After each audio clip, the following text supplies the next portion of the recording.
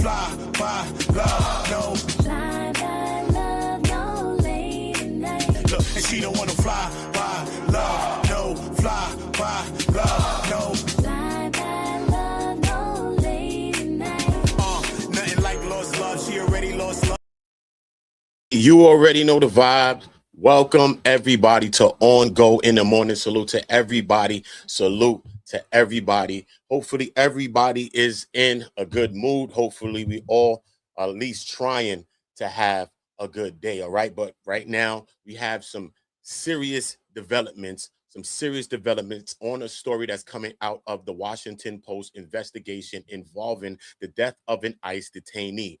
Now, a death that the medical examiner is now likely to classify as a homicide, according to recorded calls that have surfaced. Now, I'm going to walk you through exactly what the Washington Post is reporting and break down what those recorded calls reveal and explain why this causes and just why this whole case actually is raising the major questions about the use of force and accountability inside the ICE detention facilities. Now, we'll also take a look at Don Lemon's reaction to this report as well, because he was chiming in on it as well, where he highlights some key details. And I do want to get the audio because there's supposed to be some leaked audio from some detainees from inside these facilities that's talking about the conditions, talking about a lot of things that they're dealing with being in there, as well as other people being unalived as well. So this is an important story. So I do just want to make sure that you're all locked in. So let's get it all locked in. I want y'all to drop y'all likes, subscribe to the channel. Make sure y'all are subscribed to OOTA On Go, OOTAONGO.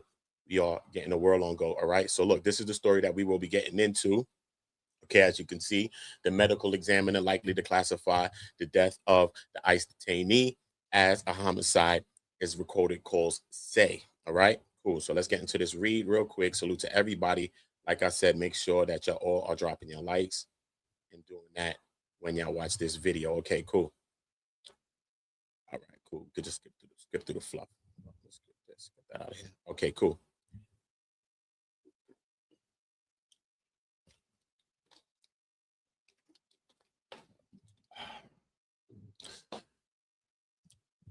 They said when U.S. Immigration and Custom Enforcement announced that January 3rd death of detainee Geraldo Lunas Campos at a Texas detention camp, the agency said staff observed him in distress and it gave no cause of death. An employee of El Paso's county office of the medical examiner told Lunas Campos' daughter this week that the subject of the results of the toxicology report, the office is likely to classify the death as a homicide according to the recording of the conversations.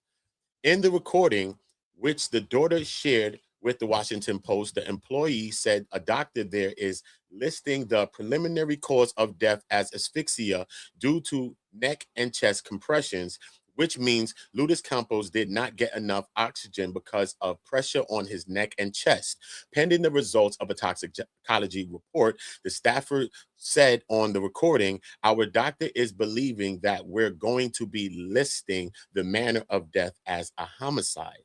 A 55-year-old Cuban immigrant, Lunas Campos died following a struggle with detention staff, according to an eyewitness account and an internal ICE document reviewed by the Post. A representative from the medical examiner declined to comment on the recording or share any findings about the man's death with the Post, saying that the information can only be shared with family members.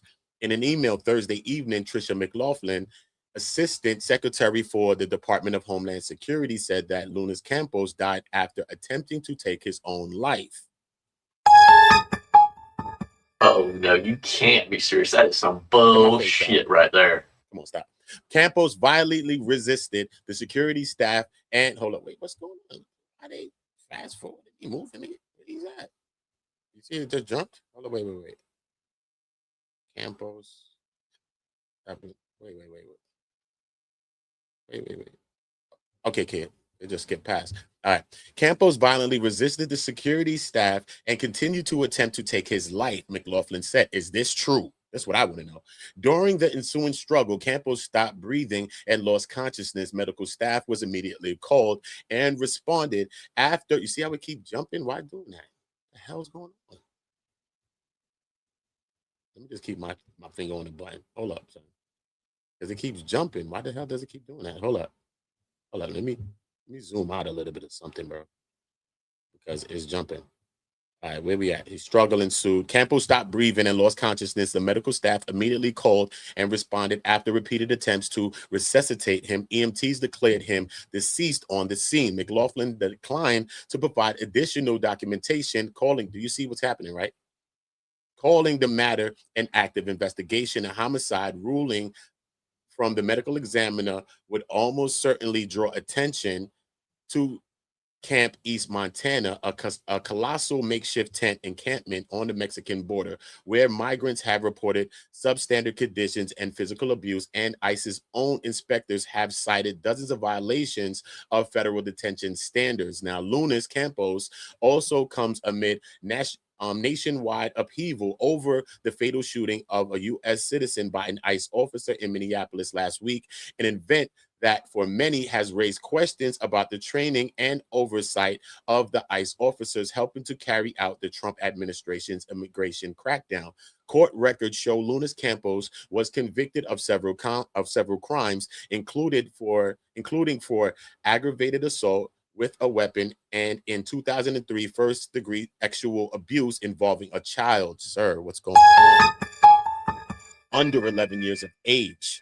Oh no, you can't be serious. That's some bullshit right there. Jesus Christ, man. Heart goes out to that child. Regardless of what the hell is going on. ICE arrested Lunas Campos in a planned enforcement operation in July, saying in a news release that his criminal record spanned from at least 1997 throughout 2015, and that his luck has finally run out. Now, Lunas Campos had been placed in a segregated housing unit after becoming disruptive while waiting in line for medication at the camp in East Montana facility in El Paso. ICE said in a statement last week, later that same day, that staff observed Lunas Campos in distress and contacted emergency medical personnel who were unable to save his life and pronounced him dead, according to that same statement. Now, listen, though, this is another thing. When it's not just in detention centers and prisons and certain things like that, right? We understand that officers there may use force, but we know as well, when you have certain things like this right here on your record, understand that people in these places is fathers, even the inmates, people that's in prison. Some of these people have never seen their children. Some of these people never seen their wives. They've never seen a woman in their life. They have not seen no woman besides the people that they are dealing with on a day-to-day basis, so such as correctional officers, such as guidance counselors, or whatever the case, people that's teaching in the prisons. Bro, they will do something very, very bad to you, not just a guard. Anybody will do something bad to you when you have these types of crimes on your jacket. That's why it leads into another guy, which is a passport, bro, named Floyd Bryant, who got arrested, and they charging him basically saying that he had something to do with a SEX ring that involves a 6-year-old child, okay? And people online caping and capping for this guy, making some kind of, I don't know what they're making for him, but they telling the guy don't snitch. I tell a guy, you better go snitch. The hell, you're a part of weirdo stuff. If you could let somebody else know about some other people that's involved with some weirdo stuff, you saved us some damn trouble. So let's not do that, especially if we have children. Even if you don't have children, we need to be out here protecting children. Point blank.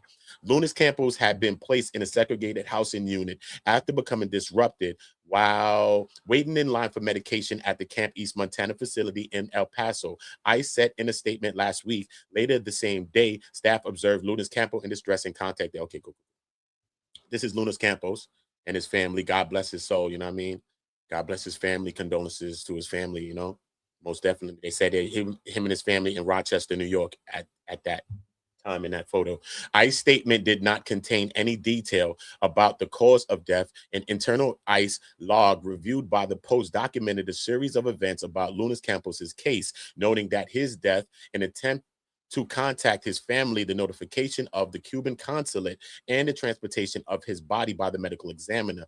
The last event log 6 days after his death references an immediate use of force incident, but provides no date of that incident or any details. In an interview with the Post, Santos Jesus Flores, A man who says he was detained in the segregation units the day that Lunas Campos died said that he saw at least 5 guards struggling with Lunas Campo after he refused to enter the segregation unit, complaining that he didn't have his medications. Now, Flores said that he saw the guards choking Lunas Campos and heard Lunas Campos repeatedly saying, "No puedo respirar," like he can't breathe. In Spanish, I can't breathe. Medical staff tried to resuscitate him for an hour, after which they took his body away, Flores said. Now, he said that I cannot breathe. I cannot breathe. After that, we do not hear his voice anymore. And that's it, said Flores, who had contacted a family member of Lunas Campos, who in turn put him in touch with the Post reporter. The Post confirmed Flores was in the camp, East Montana, through ICE's detainee locator. Now, deaths in ICE's detention centers have occurred with increasing frequency. Now, in recent months, as President Donald Trump's immigration crackdown floods these facilities with record numbers of detainees, at least 30 people have died in detention last year, the highest in 2 decades. And Lunas Campos is one of 4 who has died in the first 9 days of 2026 alone. Crazy. According to ICE, which posts information about all the detainees' deaths. I'm skipping like this. All the detainees' deaths on its websites. Okay, ICE detainees' death by month. So this shows it by month. January 2. Okay, hold up. 4 people died in ICE custody in the first 9 days of 2026 alone. Now includes the 2 detainees who died in a sniper attack on the Dallas ice field. Okay, so that also includes those. So this goes to show you a little graph. Now, among more than 280 documented deaths in ICE detentions since 2004, pardon me, there have been only a handful of confirmed instances of detainees killed by someone else, according to Andrew Free, a researcher and lawyer who has represented families of immigrants who died in detention. Last year, 2 detainees were killed by a gunman who fired on an ice field office in Dallas. I guess that's the 2 that they're talking about, in an attack officials said was politically motivated. And in 2013, an immigrant detained in Puerto Rico died after being stabbed by other detainees multiple times. Now, Jeanette Pagan Lopez, the mother of 2 of Lunas Campos' children, said that she's been contacted by agents from the FBI who told her they are conducting an investigation into the death. A spokesperson for the FBI declined to comment. I know it's a homicide, Lopez said. The people that physically harmed him should be held accountable. Lunas Campos' death raises new questions about ICE's reliance on private detention contractors, which the government entrusts to manage security, food, transportation, and medical care for the vast majority of immigrant detainees.